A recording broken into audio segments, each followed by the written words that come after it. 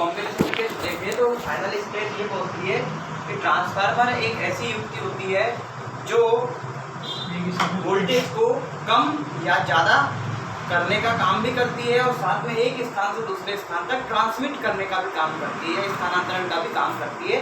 ऐसी युक्ति अपनी ट्रांसफार्मर कहलाती है ना। जो दोनों शब्द मैंने आपको समझा दिए, ट्रांस और फार्मर दोनों शब्दों से मिलकर बना होता है। यहाँ ट्रांस का मतलब होता है स्थानांतरण और फार्मर का मतलब होता है पैदा करना। मतलब किसान क्या करता है, पैदा करता है।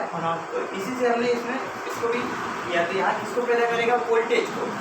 ट्रांसफार्मर वोल्टेज को, इलेक्ट्रिसिटी को एक स्थान से दूसरे स्थान तक ले भी आता है और वोल्टेज को कम या ज़्यादा करने का भी काम करता है। यदि मैं इसके प्रिंसिपल की बात करूँ, प्रिंसिपल ऑफ ट्रांसफार्मर, तो इसका प्रिंसिपल ऑफ ट्रांसफार्मर जो होता है वो म्यूचुअल इंडक्शन, अन्योन्य प्रेरण के सिद्धांत पर काम करता है। ट्रांसफार्मर जो होता है अन्योन्य प्रेरण के सिद्धांत पर काम करता है। अभी अन्योन्य प्रेरण क्या है और एक किसने दिया था, क्यों दिया था? तो अन्योन्य प्रेरण जो होता है माइकल फैराडे ने विद्युत चुंबक के संबंधित जो प्रेरण के नियम दिए थे उसमें दो प्रेरण के नियम दिए थे। एक था आपका स्व प्रेरण जिसको सेल्फ इंडक्शन कहते हैं और दूसरा था म्यूचुअल इंडक्शन जिसको कहते हैं अन्योन्य प्रेरण। तो दुनिया में जितनी भी घूमने वाले आइटम हैं, जितनी भी घूमने वाली चीजें हैं, सारी अन्योन्य प्रेरण के सिद्धांत पर ही काम करती है। लेकिन ट्रांसफार्मर घूमता नहीं है, लेकिन फिर भी ये अन्योन्य प्रेरण के सिद्धांत पर काम करता है।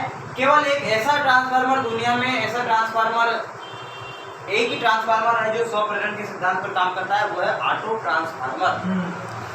दुनिया का एकमात्र ऐसा ट्रांसफार्मर जो स्व प्रेरण पर काम करता है। लेकिन हम कह सकते हैं कि वो भी कहीं ना कहीं अन्योन्य प्रेरण के सिद्धांत का ही पालन करता है।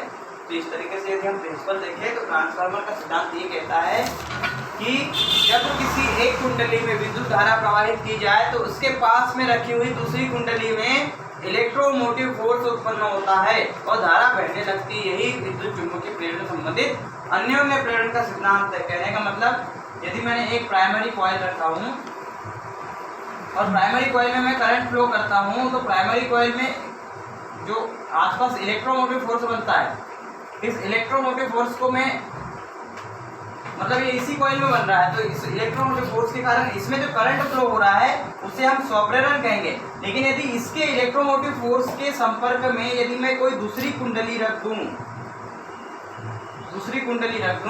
तो उसमें इसके फ्लक्स के कारण, चुंबकीय फ्लक्स के कारण इसके संपर्क में यदि कोई दूसरी कुंडली हो तो उसमें भी विद्युत वाह बल उत्पन्न होता है और धारा बहने लगती है। यही अन्योन्य प्रेरण का सिद्धांत कहलाता है। स्वप्रेरण मतलब उसी कॉइल में इलेक्ट्रोमोटिव फोर्स उत्पन्न होता है और अन्योन्य प्रेरण क्या होता है, उसके पास में दूसरी कुंडली में विद्युत वाह बल उत्पन्न होता है, धारा बहने लगती। यही अन्योन्य प्रेरण का सिद्धांत कहलाता है और ट्रांसफार्मर भी इसी सिद्धांत का परिपालन करता है। इसके अनुसार ट्रांसफार्मर में दो कॉइल होती है। यदि मैं बात करूं तो ट्रांसफार्मर में कितने प्रकार की कॉइल होती है? दो प्रकार की कॉइल जो है ट्रांसफार्मर में उपयुक्त होती है, जिसको हम प्राइमरी कॉइल और सेकेंडरी कॉइल कह देते हैं। प्राइमरी कॉइल और सेकेंडरी कॉइल। अब यहाँ पर वोल्टेज को मैं मतलब ट्रांसफार्मर को दो वोल्टता के आधार पे, बाय वोल्टता या बाय वोल्टेज के आधार पर यदि मैं डिस्ट्रीब्यूट करता हूँ तो दो प्रकार के ट्रांसफार्मर होते हैं अपने। एक तो होता है स्टेप डाउन ट्रांसफार्मर और एक होता है स्टेप अप ट्रांसफार्मर।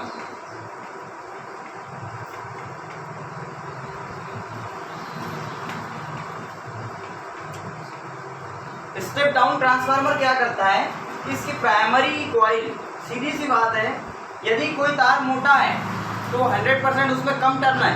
यदि उस तार को यदि हमें ज़्यादा टर्न बढ़ाने हैं तो उसके लिए तार को पहले खींचना पड़ेगा, उसको पतला करना पड़ेगा, पतला करने के बाद ही उसमें टर्न बढ़ा सकते हो। तो सेम यहाँ पर भी ऐसे ही है, यदि इधर टर्न ज़्यादा है, मतलब ये कौन सी कॉइल कहलाती है, ये कहलाती है अपनी प्राइमरी कॉइल, प्राइमरी वाइंडिंग ही बोलते हैं इसको। और इसको कहते हैं हम सेकेंडरी कॉइल, सेकेंडरी कॉइल। और बीच में जो ये जो डबल डंडे खींचे हैं, ये डंडे क्या है, एक्चुअल में कोर को शो करते हैं, आयरन की कोर को शो करते हैं। तो यदि मैं इस तरीके से देखूं तो प्राइमरी कॉइल जो है आपकी, इसमें लपेटे ज़्यादा है, इसका मतलब 100% क्या है इसका तार जो है पतला है, इसका मतलब इसका प्रतिरोध कैसा होगा, यहाँ बहुत सारी चीज निकल के बाहर आएगी कि इस तार का प्रतिरोध क्या होगा, ज्यादा होगा कम होगा, ज्यादा होगा। क्यों? क्योंकि संकरे मार्ग से जाने की दिक्कत जाती है। ऐसे इसमें यदि संकरे मार्ग की बात करें तो इसमें यदि तार पतला है तो इलेक्ट्रिसिटी को फ्लो होने में जो होती है ज्यादा मेहनत करनी पड़ेगी, लेकिन इलेक्ट्रोमोटिव फोर्स भी इसमें उतना ही ज्यादा बनेगा। अब ये इलेक्ट्रोमोटिव फोर्स जो होगा, जब इसके संपर्क में यहाँ पर एक कॉइल आएगी तो इसमें ऑटोमेटिक जो है करंट फ्लो होना शुरू हो जाएगा, इलेक्ट्रोमोटिव फोर्स उत्पन्न होगा, करंट फ्लो होगा। लेकिन यहाँ पर टर्न कम है, टर्न कम होने के कारण यहाँ पर वोल्टेज कम हो रहा है। मतलब मैं कह सकता हूँ कि इस 440 वोल्ट को मैंने कन्वर्ट करके काय में कन्वर्ट कर दिया, 110 वोल्ट में कन्वर्ट कर दिया। 440 से मैंने 220, 110 जितना भी है होने के रेशो मान के चलते मैंने इतने में इसको कन्वर्ट कर दिया, क्योंकि इधर टर्न कम है। इसका मतलब यहाँ पर वोल्टेज हाई था, सेकेंडरी में जैसे आया वोल्टेज लो हो गया। इसका मतलब हम कह सकते हैं कि ये स्टेप डाउन ट्रांसफार्मर है, क्योंकि स्टेप डाउन ट्रांसफार्मर की क्वालिटीज क्या होती है। पहली चीज आपके आप ऑब्जेक्टिव के क्वेश्चन क्या बन रहे हैं इसमें समझे। सबसे पहले इसका ऑब्जेक्टिव का क्वेश्चन बन रहा है कि स्टेप डाउन ट्रांसफार्मर में प्राथमिक कॉइल में फेरों की संख्या होती है। तो पहला आपका क्या रहेगा, फेरों की संख्या। पहला ऑब्जेक्टिव आपका बनता है कि प्राथमिक, अभी केवल क्या की बात हो रही है, प्राथमिक कॉइल की बात हो रही है, प्राथमिक कुंडली की बात हो रही है, प्राथमिक कुंडली प्राइमरी वाइंडिंग में फेरों की संख्या, टर्नों की संख्या, नंबर ऑफ टर्न्स कैसी होगी भाई, ज्यादा होगी। पहली कंडीशन ये क्लियर हो गई। दूसरा हम ये कह सकते कि स्टेप डाउन ट्रांसफार्मर में प्राइमरी कॉइल का प्रतिरोध होता है अधिक। प्राइमरी कॉइल का प्रतिरोध कैसा होगा भाई, अधिक होगा। और तीसरी कंडीशन हम ये कह सकते कि प्राथमिक कॉइल मतलब स्टेप डाउन ट्रांसफार्मर में प्राथमिक कॉइल में वोल्टेज होता है, कैसा होगा वोल्टेज, अधिक होगा ना वोल्टेज, सेकेंडरी में टर्न्स ज्यादा है, मतलब वोल्टेज भी कैसा है यहाँ पर ज्यादा है। प्राइमरी कॉइल की बात कर रहा हूँ मैं, इसमें वोल्टेज ज्यादा है। चौथी कंडीशन ये कह सकता हूँ मैं कि प्राथमिक कॉइल का तार कैसा होता है, पतला या मोटा, पतला, पतला मतलब तार की क्वालिटी। तो आपके चार ऑब्जेक्टिव यहाँ से निकल के आ गए बाहर अपने कि पहली चीज इस 4 से 5वीं क्वालिटी इसमें अलग से नहीं आएगी। फेरों की संख्या प्राथमिक कॉइल में ज्यादा, प्राथमिक कॉइल का प्रतिरोध ज्यादा, प्राथमिक कॉइल का वोल्टेज ज्यादा, प्राथमिक कॉइल में तार की क्वालिटी जो होती है वो कैसी होगी, पतली तार, पतले तार होंगे, क्योंकि टर्न ज्यादा है। तार कौन सा यूज होगा, ये डिपेंड करता है हमारे ऊपर कि हम कौन सा तार इसमें लगा रहे हैं। जनरली एल्युमिनियम और कॉपर ही लगाया जाता है। तो सर मेन जो लगता है अच्छी क्वालिटी की यदि हम बात करें तो कॉपर का वायर यूज किया जाता है। अब यहाँ पर ये तो हो गया पहले ऑब्जेक्टिव की आपकी कंडीशन।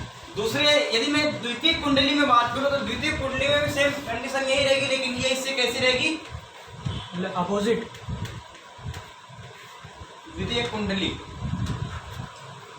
की यदि मैं बात करूं तो इसमें फेरों की संख्या कम, प्रतिरोध भी कम, वोल्टेज भी कम और तार की क्वालिटी जो होगी वो मोटा तार उपयुक्त होगा। तो इस तरीके से आपके स्टेप डाउन ट्रांसफार्मर के 4 ऑब्जेक्टिव निकल कर अपने सामने आ गए। Doubt clear. और 5वां मेन ऑब्जेक्टिव क्या है कि स्टेप डाउन ट्रांसफार्मर करता क्या है भाई, नाम क्या है उसका, स्टेप डाउन मतलब स्टेप को डाउन करता है, मतलब क्या करता है, वोल्टेज को कम करता है, वोल्टेज को कम करने का काम करता है। डाउन मतलब नीचे, वोल्टेज कम कर रहा है। तो ये कंडीशन आपकी जो हो गई ट्रांसफार्मर के स्टेप डाउन ट्रांसफार्मर। हाँ मैं